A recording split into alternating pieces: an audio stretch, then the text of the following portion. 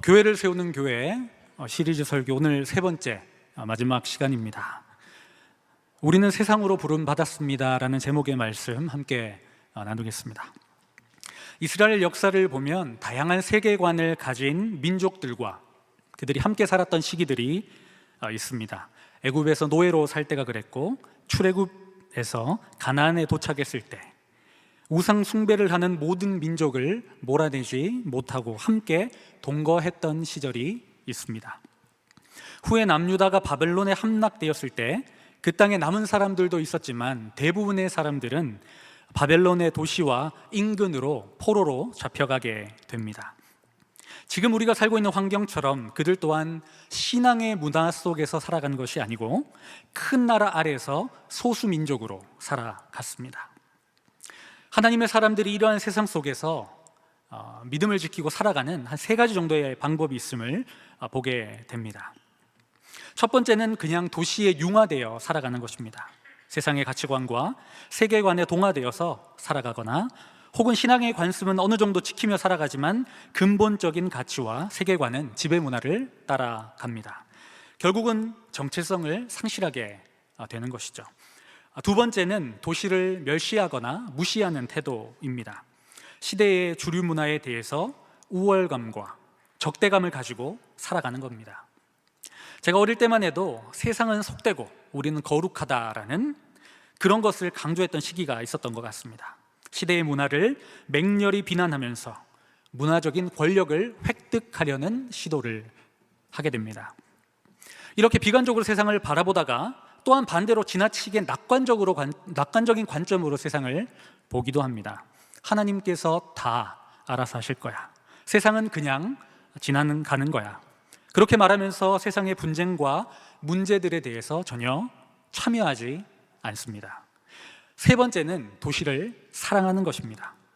지배 문화 속에 그곳 시민으로 살아갑니다. 하지만 하나님의 나라의 가치와 탁월성을 드러내는 방식으로 세상 문화와 관계를 맺고 살아갑니다. 세상 사람들이 생각하는 세계관과 다른 독특한 성경적인 세계관을 가지고 살아가는 것이죠. 그리스도인들은 도시에 거주하는 거주민이지만 오히려 세상에 대해서 대안적인 삶의 방식으로 그들만의 공동체성을 드러냅니다. 예레미야 29장 7절에는 이런 말씀이 기록되어 있습니다. 너희는 내가 사로잡혀 가게 한 그 성읍의 평안을 구하고 그를 위하여 여호와께 기도하라. 이는 그 성읍이 평안함으로 너희도 평안할 것임이라. 하나님은 바벨론 포로로 잡혀간 이들에게 그 도시의 평안을 구하고 그 도시를 위하여 기도하라고 말씀하십니다. 도시가 평안해야 너도 우리도 평안하다라는 것입니다. 그래서 우리는 우리가 살고 있는 안산을 위해서 기도해야 합니다. 이 도시의 영성을 새롭게 하는데 헌신해야 하는 것입니다. 하나님이 우리를 이 땅에 보내셨고 하나님이 우리를 통해서 이 땅을 새롭게 하시기 원하시기 때문입니다.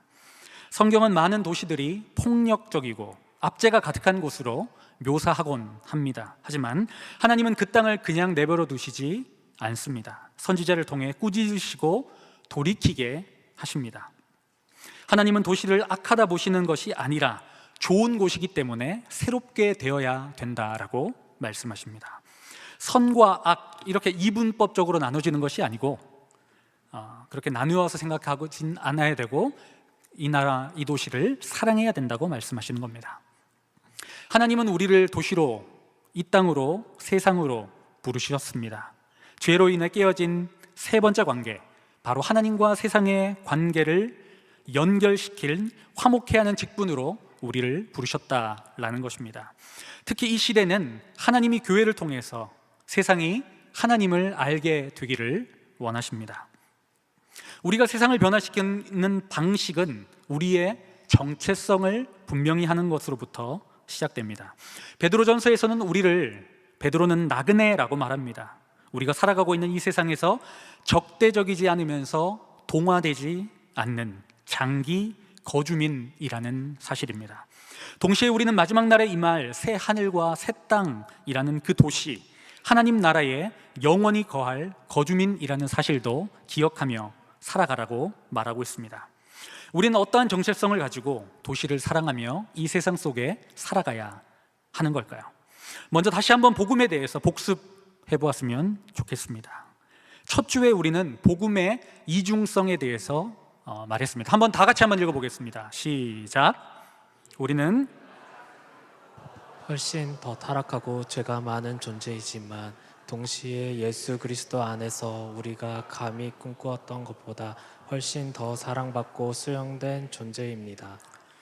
우리는 이 사실을 기억할 때 겸손해질 수밖에 없습니다. 내가 구원받을 자격이 전혀 없는 죄인임을 깨닫는 순간 교만할 수 없습니다. 또한 확신 가운데 평안할 수 있습니다. 그런 죄인인 나를 위해 예수님이 죽으셨다는 사실 때문에 낙심하지 않고 평안함을 경험할 수 있습니다. 그런데 왜 우리는 쉽게 낙심하거나 교만해질까요? 그렇게 하루에도 수십 번씩 널뛰기와 같은 삶을 왜 이렇게 반복하며 살아가게 될까요? 복음으로 살아가겠다고 하지만 우리들의 삶은 우리가 인식하지 못하는 사이에 두 극단으로 치우치기 때문입니다. 그것은 바로 율법주의와 반율법주의입니다. 쉽게 설명하면 율법주의는 자신의 행위와 순종을 통해 구원받으려는 태도입니다. 내가 순종했으니까 하나님이 나에게 복을 주셔야 된다는 그런 생각입니다. 반율법주의는 어차피 내가 율법을 다 지킬 수 없기 때문에 나는 막 살겠다라고 하는 것입니다. 하나님의 법에 얽매이기 싫어하며 자신의 자유와 행복을 위해 하나님의 통치를 거부하는 태도를 말합니다. 이 둘 다 자신의 삶의 주인은 자신이라고 말하고 스스로의 힘으로 구원받으려고 합니다. 거기에는 참된 만족이 없기 때문에 아무리 노력해도 결국 불안과 두려움으로 자신을 학대하게 됩니다. 우리는 율법주의와 이 반율법주의의 예를 누가복음 15장에서 볼 수 있습니다. 바로 우리가 잘 아는 돌아온 탕자 이야기입니다. 한 아버지에게 두 아들이 있었습니다. 둘째 아들이 자신이 받아야 될 유산을 달라고 말합니다. 그것을 받아 먼 나라로 가서 허랑방탕한 삶을 살아갑니다. 하나님을 떠나 마음대로 살아갔던 그 둘째 아들이 바로 반율법주의의 전형이라고 볼 수 있습니다. 그 둘째 아들이 다 탕진하고 돌아오죠. 아버지는 기쁨으로 맞아들이고 송아지를 잡아 잔치를 벌립니다. 열심히 일하고 돌아온 첫째 아들이 이 장면을 보고 화를 냅니다. 그리고 잔치에 들어온 것을 거부합니다. 첫째는 이렇게 이야기합니다. 이제까지 수고한 나에게는 염소 새끼 한 마리도 주지 않으셨습니다. 그런데 저런 아들을 위해 송아지를 잡습니까? 너무합니다. 자신의 수고에 대한 억울함을 말합니다. 우린 첫째 아들의 모습에서 율법주의의 전형을 보게 됩니다. 나는 한 번도 아버지를 떠난 적도 없고 곁에서 수고하고 헌신했기 때문에 저 둘째 아들과는 다르다라고 말하는 것입니다. 제가 왜 누가복음 15장 말씀을 드리냐면 우리가 살펴본 오늘 본문의 주인공이 이 내용과 연결되기 때문입니다. 놀랍게도 오늘 주인공에게는 율법주의와 반율법주의가 동시에 나타납니다. 바로 요나 선지자입니다. 하나님은 요나를 부르셔서 아수르의 수도 니느웨로 가서 그들의 악독이 하나님 앞에 상달되었음을 선포하게 하십니다. 다른 선지자에게도 이방 민족에 대한 심판을 선포하시기는 합니다. 그러나 직접 파송해서 그 나라로 가서 복음을 전하라고 한 것은 요나가 처음인 것 같습니다. 하나님의 부르심을 받은 요나는 니느웨와 정반대인 다시스로 갑니다. 마침 다시스로 가는 배가 있었고 하나님의 은혜를 누리며 요나는 배를 타고 다시스로 출발합니다. 하나님의 말씀에 정면으로 불순종하는 요나의 모습이 바로 1, 2장에 기록되어 있는데 그것이 바로 반율법주의의 모습입니다. 우리가 잘 아는 것처럼 배에서 풍랑을 만난 요나는 스스로 제물이 되고 던져지게 되며 물고기 뱃속에서 3일 동안 있게 됩니다. 그리고 회개합니다. 그리고 결국은 니느웨로 가게 되죠. 하지만 진정으로 회심한 것 같지는 않습니다. 사흘 동안 걸을 만큼 큰 성읍이었던 니느웨를 하루 동안 대충 다니며 40일이 지나면 무너집니다 라고 외칩니다. 아마도 요나는 그냥 확 무너져 버려라 라고 웃으면서 외쳤을 것입니다. 그런데 놀랍게도 니느웨의 모든 백성들이 왕으로부터 굵은 베옷을 입고 금식하고 회개하는 겁니다. 그러자 요나의 마음속에 분노가 일어납니다. 그리고 누가복음 15장의 첫째 아들처럼 하나님 아버지께 성질을 냅니다. 바로 요나서 3장 4장은 율법주의의 전형입니다. 열심히 하나님의 일을 섬기는 것 같습니다. 말을 잘 듣는 것 같습니다. 하지만 하나님 아버지의 마음은 그 속에 없습니다. 그렇다면 왜 요나는 하나님의 말씀에 이렇게 불순종했을까요? 요나가 사역했을 때는 여로보암 2세가 통치하던 시대였습니다.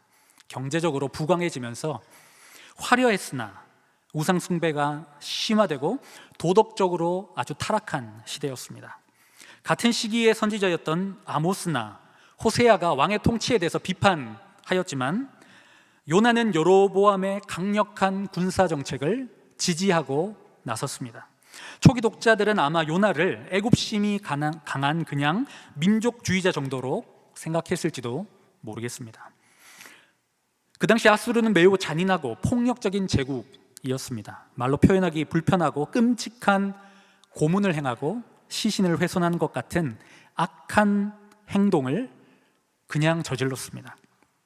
요나는 그렇게 고국을 끊임없이 쳐들어와 위협했던 북이스라엘을 경멸했고 내 나라가 막강한 힘을 가져야 된다고 생각했습니다. 하지만 결국 722년에 북이스라엘은 멸망당하게 됩니다.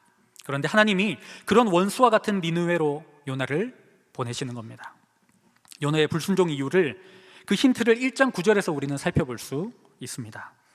그가 대답하되 나는 히브리 사람이요 바다와 육지를 지으신 하늘의 하나님 여호와를 경외하는 자로다 하고. 아멘. 요나가 탄 배가 큰 풍랑을 만나고 모든 사람이 두려워 떨며 각기 자기 신을 부릅니다. 그런데 딱 한 사람 천하태평하게 지하에서 자는 사람이 있었습니다. 그가 바로 요나입니다. 모든 신에게 빌어도 해결되지 않자 선장이 찾아옵니다. 그리고 혹시 모르니 너의 신에게 빌어라, 기도해라 말합니다. 한편 그때 제비를 뽑아 이 일이 누구 때문에 일어난 일인지 다른 사람들은 확인하고 있습니다. 제비의 결과가 뽑히고 요나가 뽑혔으며 여기까지 오게 된 이유를 요나는 설명할 수밖에 없게 되었습니다. 이러한 상황을 파악한 사람들은 요나에게 질문을 퍼붓습니다. 왜 이 재앙이 우리에게 임했는가? 당신의 생업은 무엇인가? 어디서 왔으며 어느 나라의 사람이며 어느 민족에 속해 있는가? 사람들이 요나에게 물어봅니다. 요나의 첫 번째 대답이 무엇입니까? 우리는 그 대답에서 그의 정체성을 알 수 있습니다.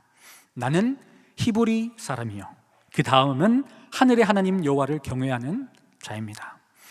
여기서 히브리어를 말할 때 자신이 어떤 사람인지를 강조하는 동사를 쓰고 있습니다. 그의 민족을 먼저 물어보지도 않았지만 자신의 하나님의 부름을 받은 선지자가 먼저가 아니라 나는 히브리 사람입니다라고 강조합니다. 그것이 바로 그의 정체성의 1번이었습니다. 요나는 자신의 민족이 하나님보다 더 사랑스러운 바로 우상이었던 것입니다. 내 민족을 가장 사랑하는 자가 그의 정체성이고 그 정체성으로는 악한 니느웨의 회개를 선포하기 부족했던 것입니다. 그것을 막아버렸던 것이죠. 요나는 하나님을 몰라서 도망친 것이 아닙니다. 하나님을 너무 잘 알아서 도망쳤습니다. 4장 2절 중반절에는 이렇게 기록되어 있습니다. 주께서는 은혜로우시며 자비로우시며 노하기를 더디하시며 인애가 크시사 뜻을 돌이켜 재앙을 내리지 아니하시는 하나님이신 줄 내가 알았음이니이다. 아주 좋은 말씀 같지만 내가 하나님 이런 분인 줄 알았습니다. 그래서 니느웨에 안 간다고 했습니다 라고 부정적으로 이야기하는 것입니다. 요나는 하나님이 어떤 분이신지 너무나 잘 알았습니다. 하나님 저 나쁜 니느웨를 용서하실 확률이 조금이라도 있는 것을 내가 알기 때문에 안 갑니다. 요나는 그렇게 말하고 있는 것입니다. 그들을 위해서는 절대로 쓰임받고 싶지 않았던 것입니다. 우리가 살펴본 도시를 바라보는 여러 관점 중에 도시를 멸시하는 것과 같습니다. 악한 도시로 저는 쓰임받을 수 없고 갈 수 없습니다. 요나의 모습을 보며 여러분들은 어떤 생각이 드십니까? 놀랍게도 요나를 둘러싸고 있는 세상 사람들의 모습은 요나와 참 비교됩니다. 대조적입니다. 배에 타고 있는 사람들은 지금 우리가 함께 살아가고 있는 이 땅에 살아가고 있는 사람이라고 생각해도 좋을 것 같습니다. 다시 1장의 풍랑의 장면으로 돌아가 봅시다. 1장 6절을 한번 같이 읽어보겠습니다. 1장 6절입니다. 시작. 선장이 그에게 가서 이르되 자는 자여 어찌하며 잠이여 일어나서 내 하나님께 구하라. 혹시 하나님이 우리를 생각하사 망하지 아니하게 하시리라 하니라. 지금은 풍랑으로 인해 모든 사람의 생명이 위협을 받고 있는 순간입니다. 그런데 딱 한 사람 잠을 자고 있었죠. 선장이 요나를 흔들어 깨웁니다. 여러분, 뭔가 잘못된 것 같은 생각 들지 않으십니까? 선지자인 요나가 선장과 사람들을 깨워야 정상입니다. 그런데 우리가 생명의 위협에 빠져 있는 자들을 위해 하나님께 부르짖어야 되는데 도리어 세상이 우리 보고 하나님께 부르짖고 있다는 사실입니다. 선장이 일어나 구하라라는 원어는 쿨크라입니다. 이 단어들은 1장 2절, 3장 2절에서 하나님께서 요나에게 말씀하시는 일어나 선포하라는 말과 동일한 말씀입니다. 하나님께서 명령하시는 것을 이반 선장이 대신 선포하고 있는 것입니다. 우리가 세상을 깨워야 하는데 세상이 우리를 흔들어 깨우고 있습니다. 우리에게 말합니다. 지금 사람들의 생명이 위태로운데 교회는 가만히 잠자고 있는 것은 아닌가? 곳곳에 전쟁과 기근으로 고통받는 사람들이 부르짖고 아우성인데 교회는 왜 잠잠히 있는가? 과부와 고아와 나그네와 가난한 자들이 부르짖고 있는데 교회는 그들을 왜 섬기지 않는가? 바로 세상이 공공선에 대한 부분을 교회에 부르짖고 외치고 있는 것입니다. 교회는 세상의 이 소리에 반응해야 되고 이 소리를 외면해서는 안 됩니다. 교회가 세상의 영향력을 잃어가고 있는 시대를 우리는 살아가고 있습니다. 하지만 우리는 분명히 믿습니다. 이것은 교회가 교회다운 모습을 보이며 그렇게 교회답게 살아달라는 세상의 외침이라는 사실입니다. 동일하게 하나님께서 우리를 이 세상으로 보내시는 것은 분명히 하나님께서 이 세상으로 우리를 부르고 계시다는 부르심임을 기억해야 한다는 것입니다. 요나가 놓치고 있었던 것은 무엇입니까? 세상 사람들과 요나는 지금 한 배를 타고 있습니다. 예레미야가 그 성읍에 평안을 빌라 말한 것처럼 모두의 생명이 연결되어 있습니다. 교회는 세상과 분리되어 존재하지 않습니다. 우리의 사명은 바벨론과 같은 이 땅을 신실하게 살아가며 다니엘과 같이 이 땅에서 구별된 삶을 살아가는 것이 우리들의 사명인 것입니다. 예수님은 이렇게 말씀하십니다. 마태복음 5장 16절입니다. 이같이 너희 빛이 사람에게 비치게 하여 그들로 너희 착한 행실을 보고 하늘에 계신 너희 아버지께 영광을 돌리게 하라. 아멘. 우리가 산 위의 동네가 되어 구별된 삶을 살아가며 빛을 비추일 때 하나님께서 우리를 통해 영광 받으실 줄 믿습니다. 두 번째로 살펴보고 싶은 것은 1장 13절입니다. 그러나 그 사람들이 힘써 노를 저어 배를 육지로 돌리고자 하다가 바다가 그들을 향하여 점점 더 흉흉함으로 능히 못한지라. 아멘. 요나가 사람들에게 이 모든 일이 자기 때문이라고 말했습니다. 그럼 어떻게 해야 됩니까? 요나를 바다에 던져야 해결됩니다. 그런데 이 사람들은 한시라도 빨리 요나를 던져야 되는데 그렇게 하지 않습니다. 어떻게 합니까? 힘써 노를 저어 배를 육지로 돌리고자 하나. 요나는 이들의 생명에 관해 전혀 관심을 두지 않고 잠을 자고 있는데 세상 사람들은 자신의 생명을 위해 요나를 바다로 던지지 않는다는 것입니다. 최선을 다해 어떻게든 그의 생명을 지키고 함께하려고 힘을 다해 육지로 가고 있다라는 것입니다. 하지만 결국 할 수 없었고 그들은 하나님께 기도하게 됩니다. 여러분, 이 장면을 보면서 여러 생각이 듭니다. 우리는 때로 세상에서 믿는 사람들보다 훨씬 더 훌륭한 분들을 많이 만나게 됩니다. 그들은 친절하고 관대하며 가난한 자들을 잘 돕습니다. 어느 하나 빠질 것 없이 정말 대단한 분들이 세상에 많습니다. 사실 이 부분에 대해서는 저도 참 의문이 많았습니다. 저는 불신 가정에서 태어났고 불신 가정에서 태어났지만 참 곱게 자랐습니다. 저희 집안에서는 시끄러운 소리를 들어본 적이 없습니다. 집안이 어려움이 없었던 것도 아닙니다. 그런데 저희 부모님은 화를 내시거나 저 앞에서 불평을 얘기하신 적이 거의 한 번도는 아니고요. 거의 없습니다. 그런데 믿는 분들 중에 반대인 경우를 보면서 이거는 도대체 어떻게 해석해야 되지라는 의문을 가지고 좀 살았던 때가 있었습니다. 예수를 믿으면 좀 달라야 하지 않나? 등등 이런 의문 말하는 것이죠. 하지만 오늘 본문을 통해 우리는 분명한 사실을 바라볼 수 있어야 됩니다.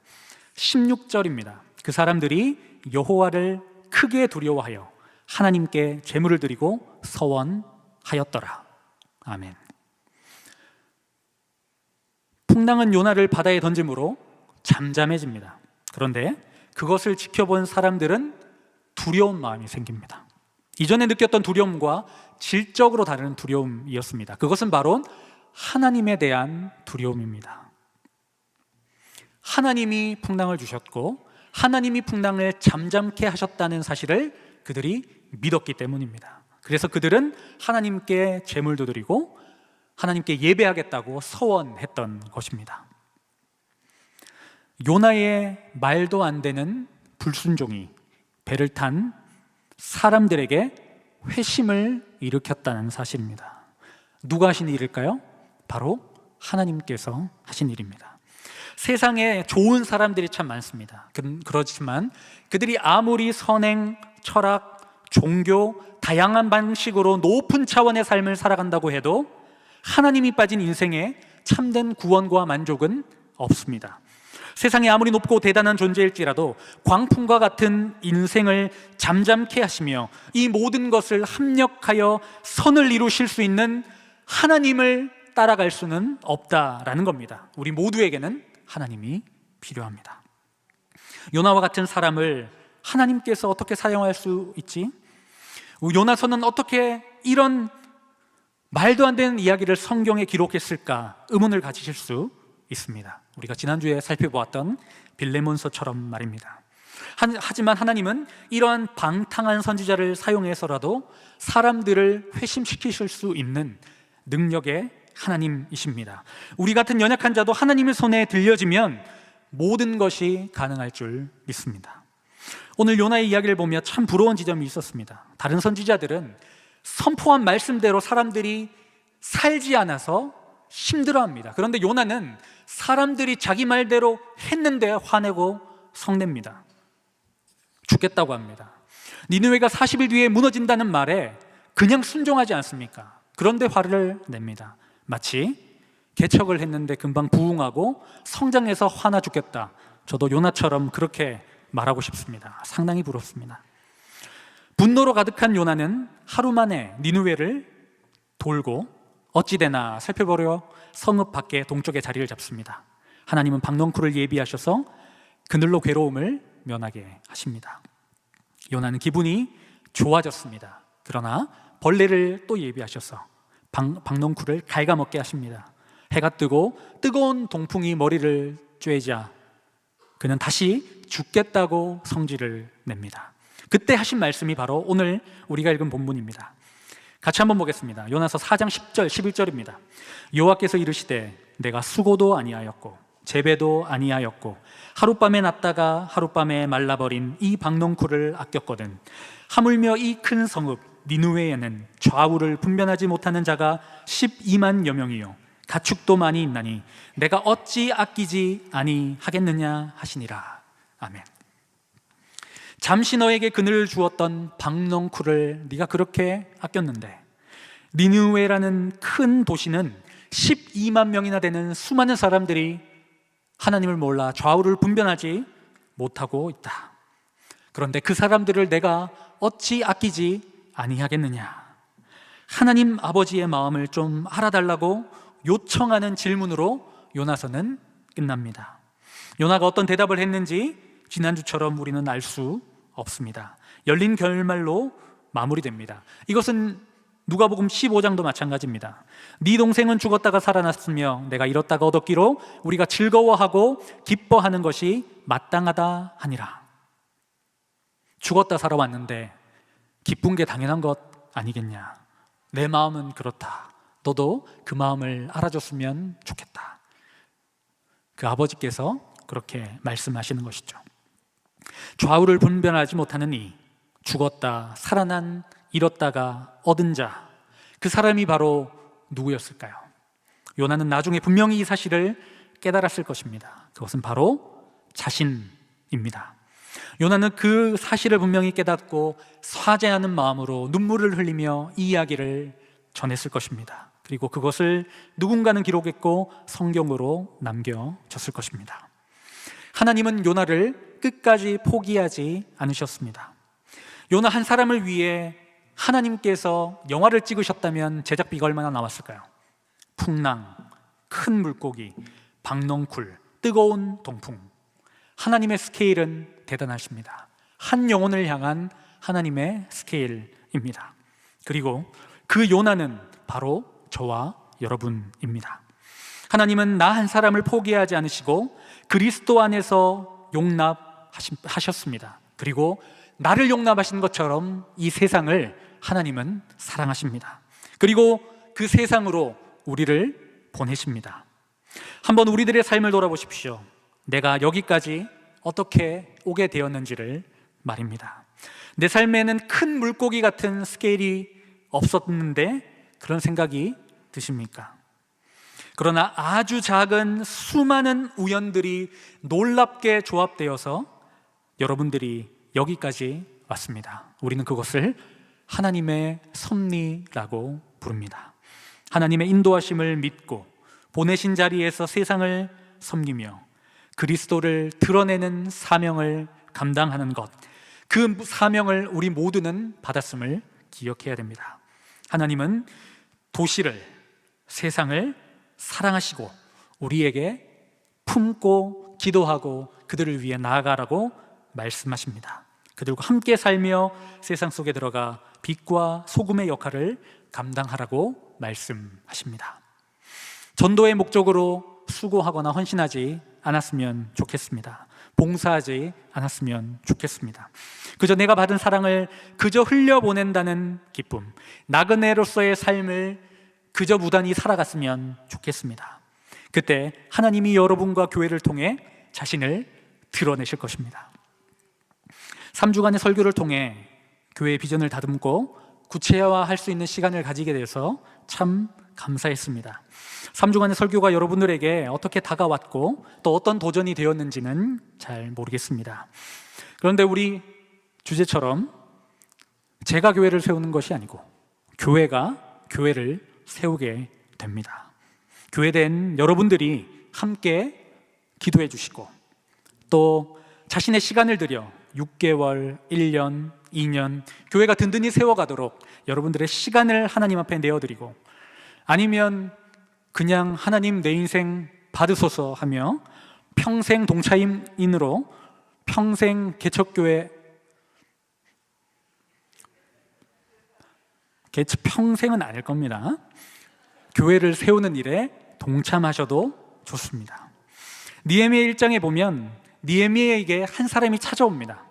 그는 페르시아 제국의 그 왕의 술 맡은 관원장으로 왕궁에 살고 있었습니다. 그런데 하나님과 몇 형제가 찾아와 예루살렘이 무너지고 있다라고 이야기합니다. 황폐해졌다, 능욕을 당했다, 환란이 가득했다, 성은 허물어지고 성문이 불탔다라는 이야기를 전해줍니다.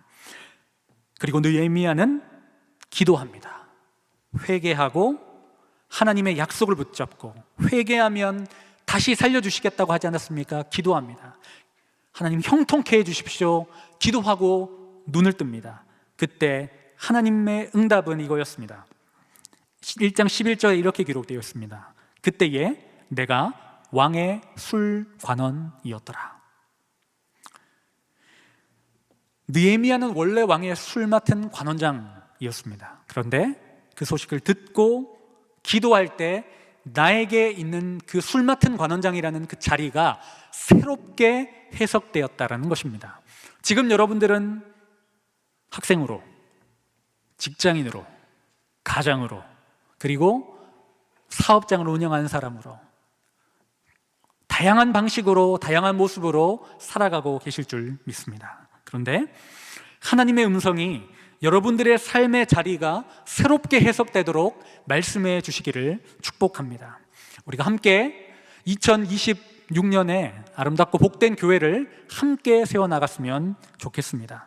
기도할 때마다 이렇게 기도합니다. 하나님, 지금은 제 손에 아무것도 없지만 분명히 하나님께서 이 손을 채우실 것을 믿습니다. 믿음으로 선포하고 있습니다. 그런데 믿는 자의 기도를 하나님께서 들어주시는 것을 지금 제 삶을 바라보면 분명히 경험했던 것 같습니다. 놀라운 것은 이 정도만 믿음으로 도전하면 하나님께서 해주실 거라고 믿었는데 하나님은 또 한 단계 더 요구하시는 것 같았습니다. 저희 부모님이 제가 교회를 처음 다닐 때 이렇게 말씀하셨습니다. 교회를 다니는 것은 좋다. 임원 같은 거 하지 마라. 임원을 하니 임원 같은 거 해도 좋으니까 목사 같은 거 하지 마라 했는데 제가 목사가 되었습니다. 말씀은 하지 않으셨지만 아무 교회나 가도 되는데 개척은 하지 마라라고 아마 말씀하셨지 않았을까 생각이 듭니다. 그런데 하나님은 그렇게 요구하시는 것 같습니다. 저는 부족하지만 하나님의 손에 붙들렸을 때 하나님께서 일하시는 것을 내 삶 가까이에서 경험하는 특권을 누린다는 것이 하나님의 특권이라는 생각이 들었습니다. 사실 그 유명한 드라마 대사처럼 떨고 있습니다. 그런데 떨고 있지만 한 발짝 내딛어 보려고 합니다. 하나님은 일하시고 하나님은 역사하시는 분이시기 때문입니다. 우리 모두의 삶에 새롭게 자리가 재해석되어서 이 세상을 사랑하고 이 세상을 섬기는 믿음의 사람들이 되시기를 주님의 이름으로 축복합니다. 여러분들의 자리에서 귀히 쓰임받을 때 하나님이 살아계심을 세상 사람들이 여러분들을 통해 보게 될 줄 믿습니다. 기도하겠습니다. 사랑하는 하나님 아버지, 감사합니다. 우리에게 복음을 나타낼 세상 삶의 자리를 허락해 주셔서 감사합니다. 내가 만나고 살아가는 모든 이들이 나에게 붙여주신 하나님의 사람인 줄 믿습니다. 내 안에 있는 것을 주려고 노력하기보다 내 안에 계신 그분이 그들에게 말씀하도록 내 삶을 내어드릴 때 세상에서 빛을 발할 줄 믿사오니 하나님 우리를 마음껏 사용하여 주옵소서. 주님과 더욱 동행하며 그 사랑 안에 살아가게 하여 주옵소서. 세상은 악하고 우리는 깨끗하다는 자만심에서 벗어나 내 안에 의에 대해서도 회개하게 하시고 겸손하고 정직하게 세상을 섬기며 살아가게 하여 주옵소서. 감사드리며 예수님의 이름으로 기도드립니다. 아멘.